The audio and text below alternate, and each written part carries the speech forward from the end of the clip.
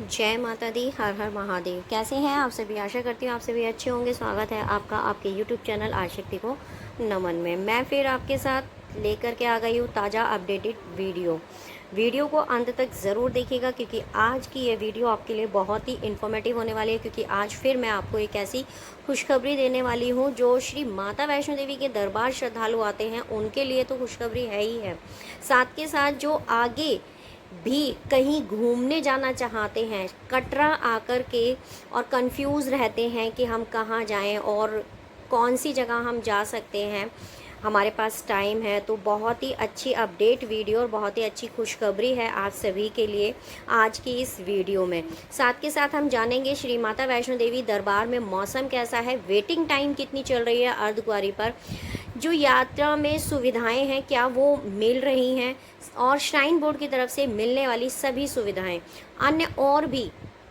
यात्रा से संबंधित सभी जानकारी आज की इस वीडियो में आपको मिलने वाली है। तो वीडियो को अंत तक ज़रूर देखिएगा। अगर आप मेरे चैनल पर नए हैं तो चैनल को सब्सक्राइब ज़रूर कीजिएगा और प्रेस कीजिएगा बेल आइकन को, जिससे कि मेरे आने वाले सभी वीडियो के नोटिफिकेशन आपको मिल सके। ताज़ा दृश्य ताज़ा नज़ारे के साथ हम पहुंच गए हैं कटरा स्टेशन। जी हाँ, कटरा स्टेशन। ये जो दृश्य आप देख रहे हैं ये हाल फिलहाल का ये दृश्य है, और आप देख रहे हैं कि कैसी रौनक जो है श्री माता वैष्णो देवी के दरबार भारत पाक युद्ध के बाद जो है आने लगी है। साथ के साथ मैं बता दूं आपको कि ये जो कटरा स्टेशन पे आप रौनक देख रहे हैं, ये रौनक जो है दिन ब दिन बढ़ती जा रही है। और वहीं आने वाली 6 जून को आपको, अगर आप श्री माता वैष्णो देवी के दरबार आ रहे हैं तो कटरा में आपको बहुत कुछ बदला हुआ मिलेगा। जी हाँ, बहुत कुछ बदलाव आपको मिलेंगे। कटरा को 6 जून को दुल्हन की तरह सजाया जाएगा। कटरा का रंग रोगन, कटरा स्टेशन पे रंग रोगन का काम जो है बड़ी ही प्रगति से चल रहा है। अब आप सोच रहे होंगे कि 6 जून को ऐसा क्या है कि कटरा को दुल्हन की तरह सजाया जाएगा, जिसकी तैयारियां बड़ी ज़ोरों शोरों से चल रही हैं। वहीं 6 जून को हमारे माननीय प्रधानमंत्री माता वैष्णो देवी की पवित्र भूमि कटरा पर पहुंचेंगे। वो पहुंचेंगे वंदे भारत ट्रेन को हरी झंडी दिखाने। अब आप सोच रहे होंगे माननीय प्रधानमंत्री, जी हाँ, माननीय प्रधानमंत्री, क्योंकि देखिएगा आपके लिए वीडियो बहुत ही इंपॉर्टेंट है। मैं आपको बता दूं कि जो श्रद्धालु श्री माता वैष्णो देवी के दरबार माता के दर्शनों के बाद अन्य जगह घूमने जाना चाहते हैं तो उनके लिए बहुत बड़ी खुशखबरी है कि अब वंदे भारत ट्रेन जो पिछले कुछ दिनों से चलने वाली थी, लेकिन उसका कार्य जो है रोक दिया गया था। भारत पाक युद्ध से पहले भी इसको चलाने के लिए बोला गया था, लेकिन भारत पाक का युद्ध हो गया और कुछ मौसम के कारण भी इस ट्रेन को जो है चलने के लिए मतलब कुछ ना कुछ जो है बीच में ऐसी दिक्कतें आती रही कि जिसके चलते इस ट्रेन को जो है हरी झंडी नहीं मिली थी। लेकिन अगर आप श्री माता वैष्णो देवी के दर्शन करने आ रहे हैं तो अब आप जो है कटरा से सीधा कश्मीर के लिए जा सकते हैं। अब देश के किसी भी हिस्से से श्रद्धालु पर्यटक जो है कटरा में माता वैष्णो देवी की यात्रा के साथ रेल मार्ग से सीधे कश्मीर पहुंच जाएंगे। प्रधानमंत्री मोदी जी अब 6 जून को कटरा से श्रीनगर के लिए पहले वंदे भारत ट्रेन को रवाना करेंगे। तो पहलगाम में आतंकी हमले के बाद पर्यटकों से जो वीरान हुआ कश्मीर फिर से आबाद होने की राह पकड़ सकता है। साथ के साथ मैं आपको बता दूं कि 3 जुलाई को श्री अमरनाथ की भी यात्रा शुरू हो रही है। तो इस रेल सेवा का अमरनाथ यात्रा के दौरान भोले बाबा के भक्तों को भी श्रीनगर लाने ले जाने में इस्तेमाल हो सकता है। बहुत बड़ी अपडेट और बहुत बड़ी खुशखबरी है ये आप सभी के लिए। इस रेल सेवा का सीधा लाभ जो है जम्मू कश्मीर के लोगों व यहाँ के व्यापारियों को भी मिलेगा। आने वाले समय में माता वैष्णो देवी के यात्रा में देश भर से 1 करोड़ के आसपास श्रद्धालु जो है हर वर्ष आते हैं। इनमें से कई सड़क मार्ग से कश्मीर घूमने जाते हैं, लेकिन कटरा से आगे रेल यातायात ना होने के कारण जो है अधिकतर वापस ही चले जाते थे। लेकिन अब ऐसा नहीं होगा। हमारे माननीय प्रधानमंत्री 6 जून को माता वैष्णो देवी की पवित्र भूमि पहुंचेंगे और वंदे भारत ट्रेन को हरी झंडी दे दी जाएगी और वहाँ से आप जो है माता वैष्णो देवी के दर्शन करके और आप कश्मीर की हसीन वादियों में भी घूमने जा सकते हैं। मैं आपको बता दूं कि माननीय प्रधानमंत्री जब कटरा पहुंचेंगे तो उनके स्वागत की तैयारी के लिए साथ के साथ कड़ी सुरक्षा के लिए बहुत ही पुख्ता इंतजाम जो है श्राइन बोर्ड की तरफ से किए जा रहे हैं। आपको कहीं ना कहीं थोड़ा सा बदलाव मिलेगा, आपको इधर उधर कहीं भी ठहरने नहीं दिया जाएगा और आपको सीधा कटरा स्टेशन पहुंचकर और सीधा ही आपको जो है एंट्री एग्ज़िट गेट से आपको सीधा कटरा चौक के लिए रवाना कर दिया जाएगा। तो आपको कड़ी सुरक्षा भी मिलेगी 6 जून को और वहां पर आपको शायद माननीय प्रधानमंत्री जी को देखने का सौभाग्य भी प्राप्त होगा। तो अब पीएम, जब देश का पीएम हमारे कहीं भी किसी भी ऐसी पवित्र स्थान पर जाते हैं तो उनके लिए जो तैयारियां हैं वो बड़े ज़ोरों शोरों से होती हैं और इसके चलते जो है कटरा से लेकर, कटरा स्टेशन से लेकर और कटरा चौक तक, माता रानी के भवन तक जो है कड़ी सुरक्षा का इंतजाम किया गया है। इस दिन मैं आपको बता दूं कि हेलीकॉप्टर की जो सेवा है वो स्थगित रहेगी।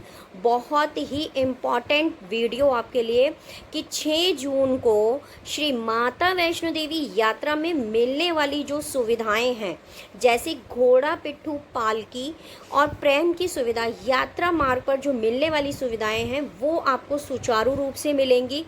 वहीं अगर हम बात करें भवन पर जाने के लिए, श्राइन बोर्ड की तरफ से भवन पर जाने के लिए आपका रोपवे हो गया, बैटरी कार की सेवा हो गई और हेलीकॉप्टर की सेवा।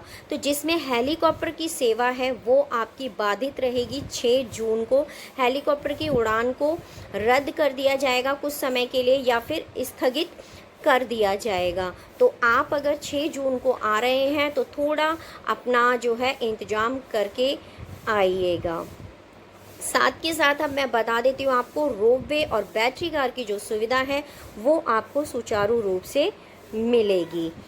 तो ये थी आपके लिए ताज़ा अपडेटेड न्यूज़। तो वीडियो को है ना ज़्यादा से ज़्यादा शेयर कीजिएगा। जो श्रद्धालु माता वैष्णो देवी के दरबार 6 जून को पहुंच रहे हैं उन लोगों तक ये वीडियो ज़्यादा से ज़्यादा आपको शेयर करनी है, जिससे कि जो लोग अपना बुकिंग करा के आ रहे हैं हेलीकॉप्टर आदि की, उनको किसी प्रकार की कोई असुविधा ना हो। तो और माननीय प्रधानमंत्री से अगर आप मिलना चाहते हैं तो पहुंच जाइए 6 जून को श्री माता वैष्णो देवी कटरा की पवित्र भूमि पर। अब बात कर लेते हैं माता वैष्णो देवी के दरबार में मौसम कैसा है।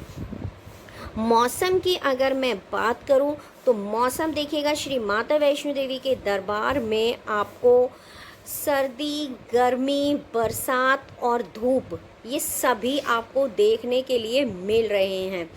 कल 3 जून 2025 को सुबह अर्ली मॉर्निंग में भी बारिश हुई और एक दिन छोड़कर एक दिन जो है माता वैष्णो देवी के दरबार में बारिश हो रही है। 31 मई को भी बारिश हुई, आपका 30 मई को भी हुई है ना। तो इसके चलते कहीं ना कहीं जो है मौसम चिल्ड बन जाता है। बारिश अधिक मात्रा में होती है, दिन के समय हो या रात के समय हो, तो मौसम ने थोड़ी सी करवट पलटी है।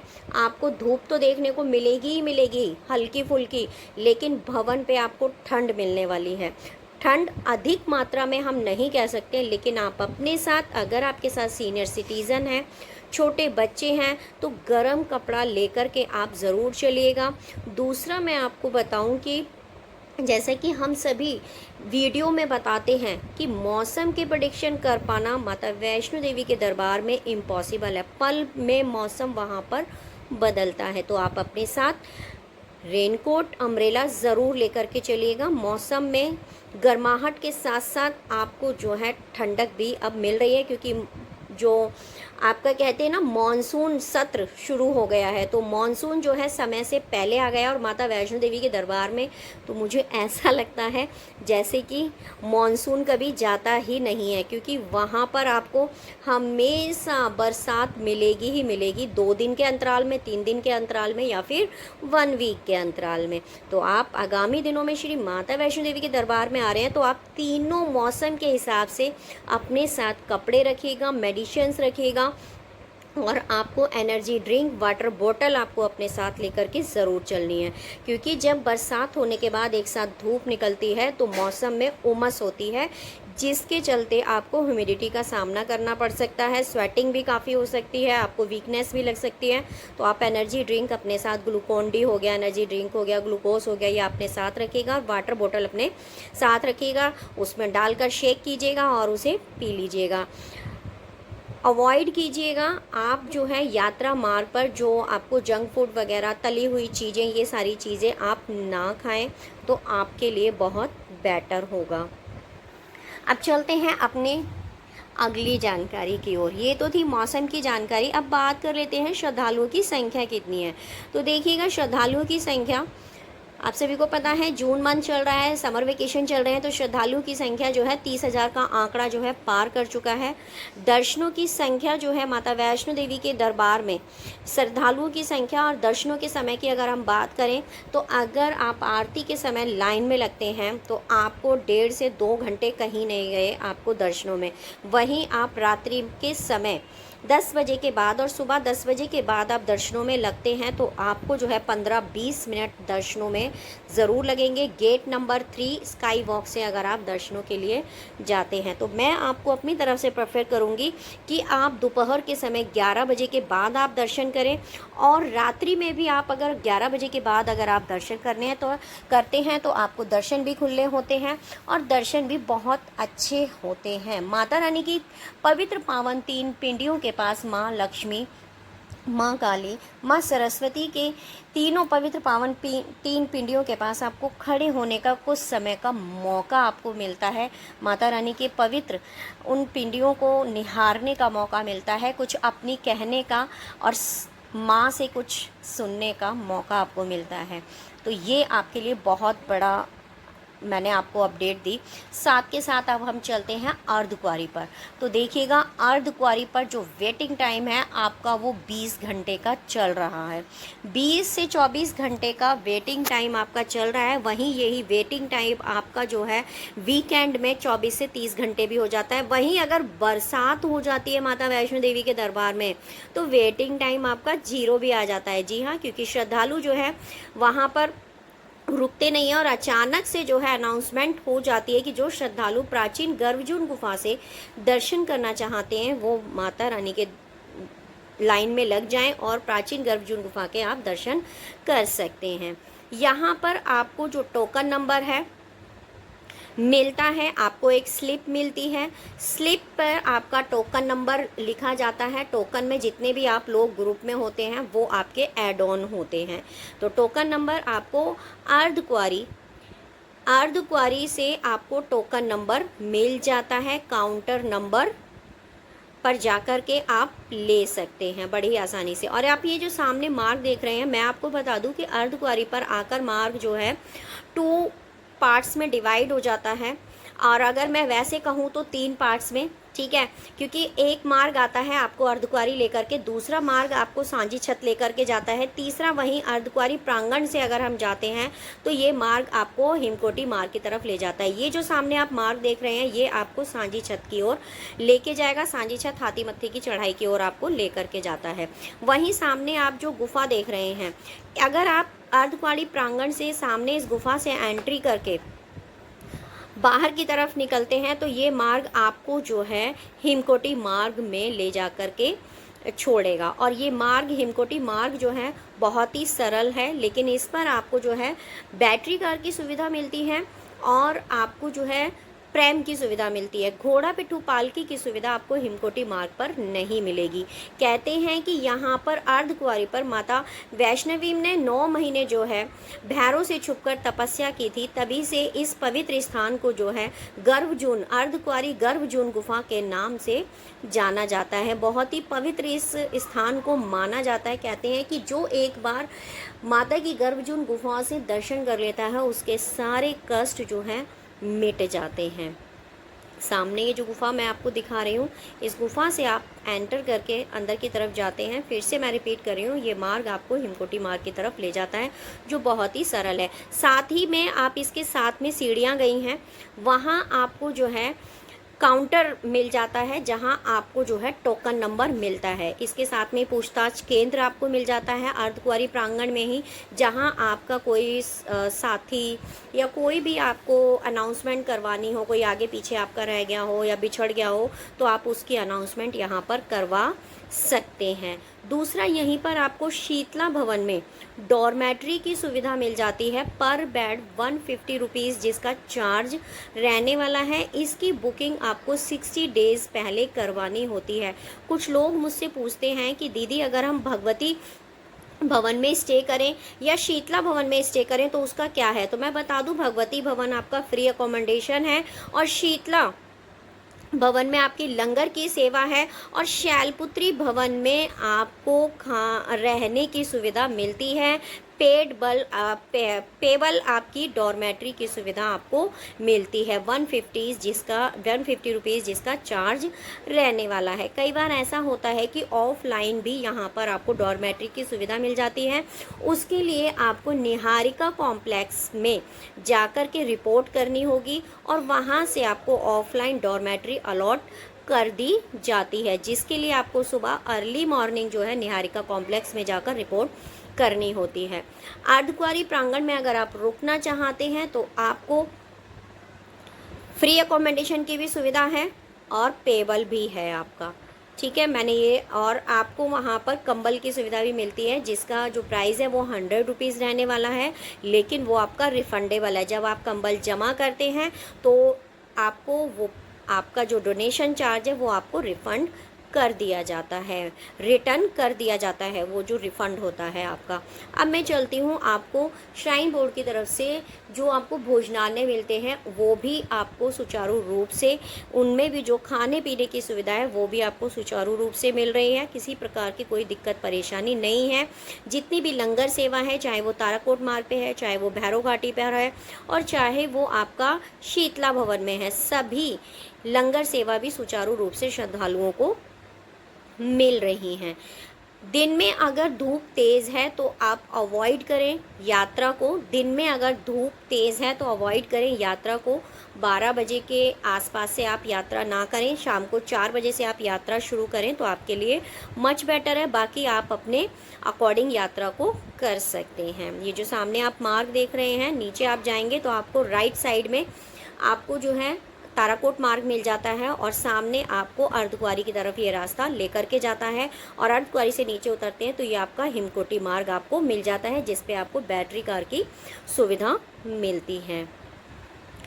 ये जानकारी आपको कैसी लगी कमेंट सेक्शन में ज़रूर बताइएगा। आगामी दिनों में अगर माता वैष्णो देवी के दरबार आप कब आ रहे हैं, अगर आप 6 जून को माता वैष्णो देवी के दरबार आए हैं या आने वाले हैं तो आप कमेंट सेक्शन में ज़रूर मुझे बताइएगा कि जो जानकारी मैंने आपको दी क्या वो सटीक थी। यात्रा करने के बाद भी आप मेरी वीडियो पर कमेंट ज़रूर करें।